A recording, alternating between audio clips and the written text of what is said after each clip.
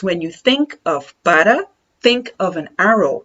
And when you think of por, try to visualize a road or a set of scales. Por and para definitely mean more than for. Olá pessoal, my name is Adelina and welcome to my channel. It's true that when you translate for into Portuguese, you end up with either por or para, and that's exactly the problem. Which one is it? When is it por and when is it para? So keep watching this video to find out what the secret is with this ultimate guide to por and para in Portuguese. The trouble with thinking that por and para only mean for comes when you translate Portuguese back into your native language. You end up with a multitude of different translations that you're not expecting, because in your native language you don't use that preposition in those contexts. The key step to learn and sort this out is one simple change in your approach, which is you need to work with these two words in the opposite direction that you've been doing. So what I mean by that is, instead of going from your native language into Portuguese, you also need to work it backwards. So from Portuguese into your native language. Number one is you stop thinking of por and para as only meaning for. Number two, por and para are not interchangeable. And number three, stop thinking that one is some kind of exception to the other, or that one of them is used less than the other. Really learn when each one is used in Portuguese. What situations is para used for and what situations is por used for? And to help you with that process is where this video comes in. From now onwards, when you think of para, think of an arrow. And when you think of por, try to visualize a road or a set of scales. Here's why. Para is always used in situations when we're referring to deadlines, targets, destinations, recipients, purposes, goals, results, times missing until, and also pointing to someone's opinions or experience of something. I hope I didn't miss any one of those out. So when you think of it in those terms, it's easy to imagine an arrow as pointing to these things. You can point to who the recipient is. You can point to what the destination is.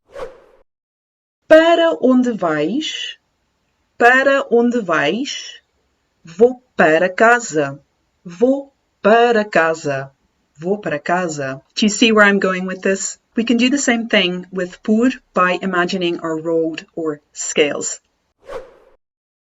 Por is used to refer to by what means something is done, or by whom something is done, via what something is done, through or over. It's also used to refer to lengths of time, and also to express exchanges of any kinds of values or reasons or behaviors. Vais por Tavira? Vais por Tavira? Estiveram lá por quanto tempo? Estiveram lá por quanto tempo? Paguei 5 euros por esta bebida. Paguei 5 euros por esta bebida. There is one additional thing that you need to know about por specifically, is that when it's before a noun that actually comes with an article, then por actually contracts, which means it joins into one word with that article. And what I mean by article is the. Now, some of you may know that the in Portuguese has 4 different versions. So we have a masculine singular, a feminine singular, a masculine plural, and a feminine plural. So because we have 4 articles, we're going to end up with 4 contractions for por. So up here, when por joins with the masculine article, we'll end up with pelo, when it's with the feminine singular, pela, with the masculine plural, pelos, and with the feminine plural, pelas. Now you might be thinking, well, when do I need an article? That's a separate lesson in and of itself, but just real quick, to give you an example, towns generally do not have articles. So I don't say a Tavira, for example, despite Tavira ending in a, towns do not have articles. There's a very famous exception, which is the city Porto. We always say o Porto. So the same question, vais por Tavira, if I were referring to Porto, it would be vais pelo Porto, vais pelo Porto, Another important thing to understand is that this will never happen with the preposition para. We don't contract the preposition with the article. However, you may hear it in speech though. So you might hear someone say para or para or pro, and also in the plural, pras and pros. Keep in mind though that this is a very informal way of speech and it will never be written down like that. Vou para Tavira, vou para Tavira, vou para Tavira. Vou para o Porto, vou para o Porto, vou pro Porto, vou pro Porto. Now all you need to do is to look at lots of examples, and that's what I have coming up next. Consider the sentence, this pen is for writing. Esta caneta é para escrever. What do I use this pen for? Para que uso esta caneta? I use this pen in order to write. Uso esta caneta para escrever. When in English, when we're talking about objectives or purposes of something, we always favor the ing form. I use this pen for writing. This pen is for writing. Whenever it's for and the purpose, in Portuguese, this will always be translated as the full form of the verb. Para escrever, para comer, para dormir, para andar. The letter is for my mother. A carta é para a minha mãe. A carta é para a minha mãe. Now I'll give you an example of one of those spoken contractions that you might hear. A carta é para a minha mãe. A carta é para a minha mãe. This gift is for my daughter. Esta prenda é para a minha filha. Esta prenda é para a minha filha. And now that spoken contraction. Esta prenda é para a minha filha. Esta prenda é para a minha filha. The coffee is for me and the juice is for him. O café é para mim e o sumo é para ele. O café é para mim e o sumo é para ele. O café é para mim e o sumo é para ele. Eu vou para Tavira. I'm going to Tavira. Eu vou para Tavira. Eu vou para Tavira. Clearly see our arrow pointing to our destination on the map. I'm going to Tavira. But in Portuguese, say I'm going for Tavira. Eu vou para Tavira.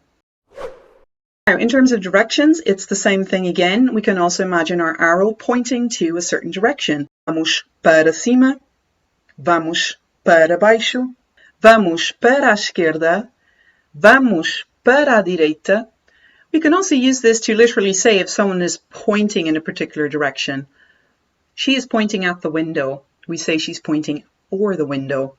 Ela está a apontar para a janela. So this is when we say, well, for me, this is easier than for him. Para mim, isto é mais fácil do que para ele. Para mim, isto é mais fácil do que para ele. I need the letter for Monday, or I need the letter by Monday. In Portuguese, we say, preciso da carta para segunda. Preciso da carta para segunda. Of course, you can also say this in a different way, using a different preposition, which is the preposition até. Preciso da carta até segunda-feira. Monday is our deadline. It's a date that we can point to on a calendar. This next example is possibly one of the stranger uses of para in Portuguese, coming from the perspective of an English speaker, which is this sense of next. So consider the sentence, next week I'm going to Spain. Para a semana vou para Espanha. Para a semana vou para Espanha. So we're using this in the sense of a deadline. For next week, I'm going to Spain. Para a semana vou para Espanha. Of course, you could say na próxima semana vou para Espanha as well. Just a side note, para a semana comes from a longer expression, which is para a semana que vem, for the week that comes. This is also a really good example of a spoken contraction that happens because native speakers will often say até para a semana, meaning see you next week. This is much easier to say than até para a próxima semana. Até para a semana. Até para a semana. Just keep in mind again, it's only a spoken contraction and will never be written down that way. Até para a semana. And the que vem part is just implied. São 20 para as 10. So we're pointing at the missing time, which is 20 minutes, until the deadline of 10 o'clock. São 20 para as 10. Now let's look at some examples of por using our scales and road analogies. So consider the following sentences. I'm sending you this by post. Vou enviar-te isto por correio. Vou enviar-te isto por correio. I'm sending you this via post. Same would be for email. I'm sending you this by email. Vou enviar-te isto por email.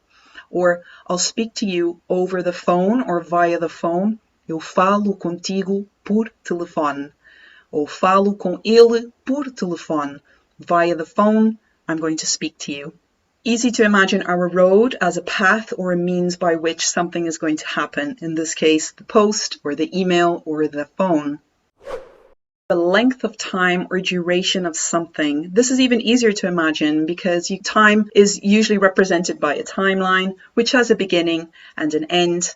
And you can easily imagine this as a road as well, having a beginning and an end. Estivemos lá por 3 semanas. Estivemos lá por 3 semanas. We are here for 3 days. Estamos aqui por 3 dias. Estamos aqui por 3 dias.